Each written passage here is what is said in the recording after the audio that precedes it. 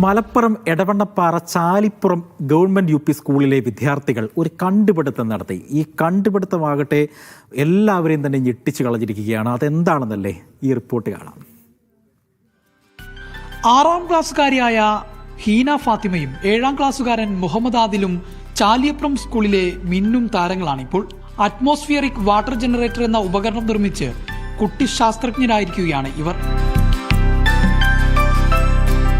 ഈർപ്പമുള്ള അന്തരീക്ഷ വായുവിൽ നിന്ന് വെള്ളം വേർതിരിച്ചെടുത്ത് കുടിവെള്ളം ഉൽപ്പാദിപ്പിക്കുന്ന ഒരു ഉപകരണമാണ് അന്തരീക്ഷ ജല ജനറേറ്റർ.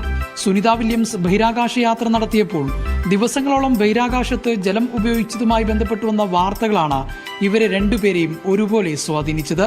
സുനിത വില്യംസ് അവിടെ 286 ദിവസം കഴിഞ്ഞിട്ടാണ് തിരിച്ചു വരുന്നത്.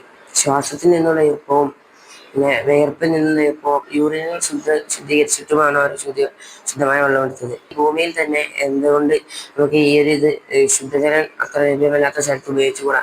ഈ ചോദ്യമാണ് നമ്മളെ ഈ ഒരു പ്രോജക്റ്റിലേക്ക് എത്തിച്ചത്. ഇതേക്കുറിച്ച് സയൻസ് അധ്യാപികയായ പ്രിയ ടീച്ചറുമായി ചർച്ചകൾ നടത്തി. പിന്നീട് കൂടുതൽ പഠനങ്ങൾ നടത്തിയെല്ലാമാണ് ഉപകരണം തയ്യാറാക്കുന്നത്. ആ ഒരു പ്രോസസ്സ് നമുക്ക് വേണമെങ്കിൽ ഒന്ന് ട്രൈ ചെയ്ത് നോക്കാമെന്നാണ് ഞങ്ങൾ പറഞ്ഞത്. അപ്പൊ കുട്ടികൾ തന്നെയാണ് അത് പിന്നെ സെർച്ച് ചെയ്ത് അതിനെ കൂടുതൽ പിന്നെ കാര്യങ്ങളൊക്കെ അവര് പല മാധ്യമങ്ങളിൽ നിന്ന് സോഷ്യൽ മീഡിയയിൽ നിന്നൊക്കെ സെർച്ച് ചെയ്തു അതിനെ കൂടുതൽ ഡെവലപ്പ് ചെയ്തു ഈ രൂപത്തിലേക്ക് ആക്കിയെടുത്തത്. ആദ്യം ഉപകരണത്തിന്റെ ഒരു ചിത്രം തയ്യാറാക്കി. ആ ചിത്രത്തെ അടിസ്ഥാനമാക്കിയാണ് അറ്റ്മോസ്ഫിയറിക് വാട്ടർ ജനറേറ്റർ നിർമ്മിച്ചത്.